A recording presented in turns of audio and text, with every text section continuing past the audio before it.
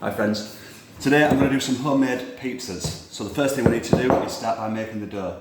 So to do that, what you want to do, get 2.5 cups of plain flour. Into that you want to add 2 teaspoons of granulated sugar, half a teaspoon of normal salt, just normal table salt, about a teaspoon of yeast. Now I just use sachet, I just put the full sachet in. Either way, it's no, it doesn't really, but anyway. Right, just pour that in, the whole thing. It's about a teaspoon. Then what you want to do, mix all the dry ingredients together.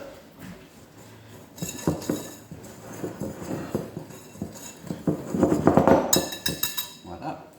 And put 2 tablespoons of oil in. I just use veggie oil as usual.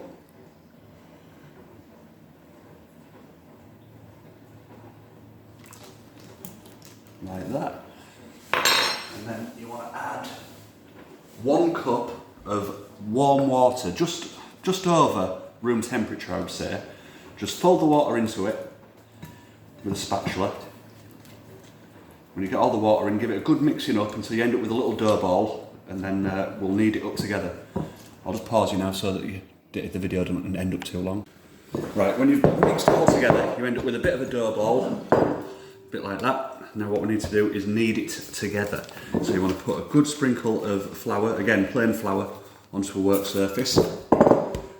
And it might seem ever so slightly soggy at first, the dough, but what will happen is as you bring the flour in, as you're kneading it, it turns into a really good smooth, well not fluffy, but elasticy sort of consistency, like you'd expect from a pizza dough. So what I'm going to do, you've got to knead this for no less than 5 minutes.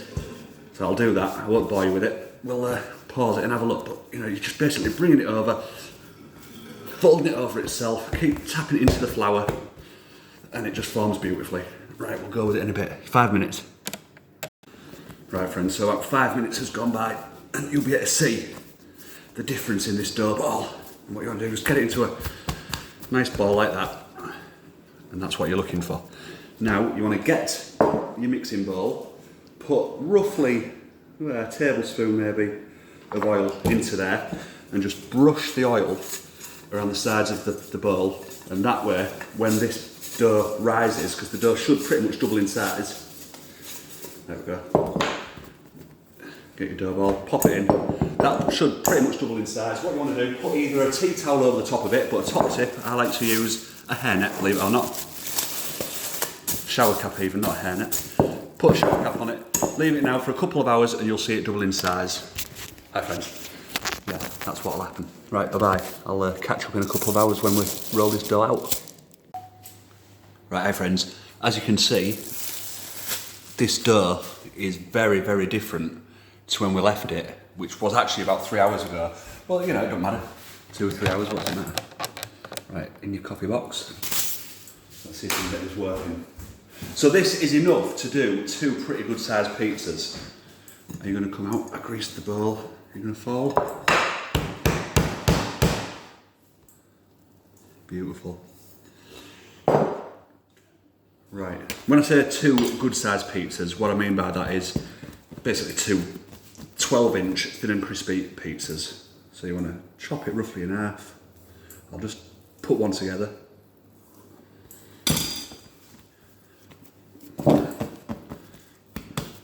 Right, roll it just slightly into a ball and start turning it into a circle. Just in the interest of making this video a little bit shorter, I will pause this now, even though I've nearly done it. I'm still going to pause it, because I'm not going to pause it, it's done, innit? As you can see, I haven't bothered flouring the surface, just pull it out. And that's pretty much what you do. Lovely, lovely, brilliant pizza. Right, get a pizza tray or a flat, any sort of baking tray that you've got. Now, Rock Uncle and Tiffany, I believe that you both know, I did actually do this video last week, but I didn't put it up because I forgot to grease the tin. And although it was one of the nicest pizzas I've ever made, I couldn't get it off the tin, so it looked like it had been regurgitated, so that's that. Right, onto there. What you want to do, get your fork and just go over, give it a bit of a prick. Easy. On top of that, just all I use is a bit of just bog standard polenta. Is it polenta?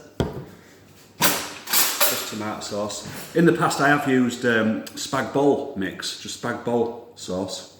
Don't put too much on. Push it out, push it around. Obviously you can put whatever you want on it. Pizza, the only rule with making pizzas is that there are no rules. Put whatever you like on. Right, onto that I like to put a bit of grated mozzarella.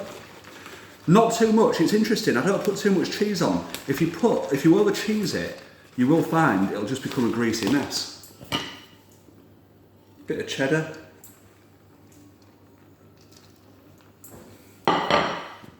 Some sliced mushroom. I am a ham and mushroom man, or pepperoni, but ham and mushroom seems to win most of the time.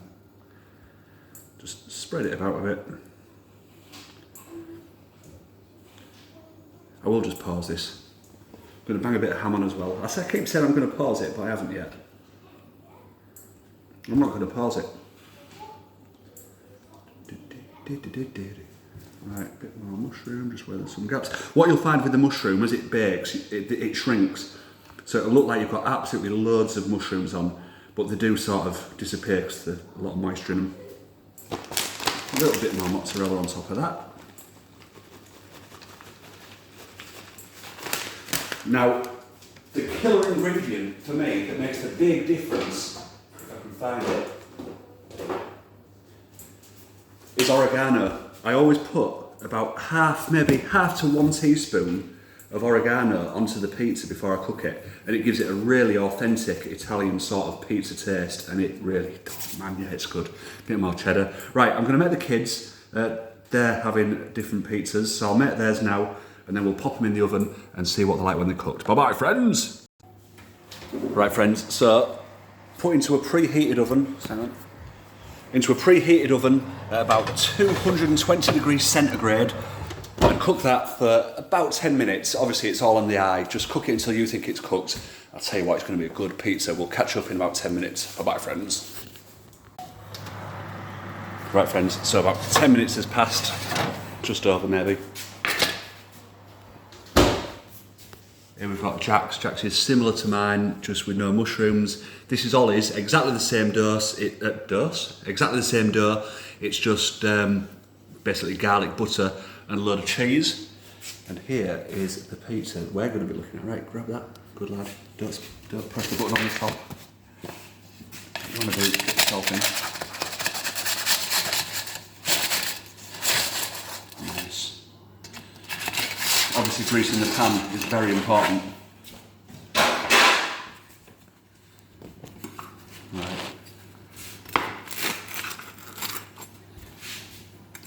Oh.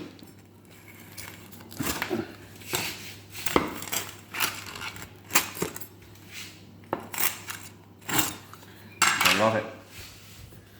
Right, friends, a beautiful ham and cheese pizza. You can see that the base,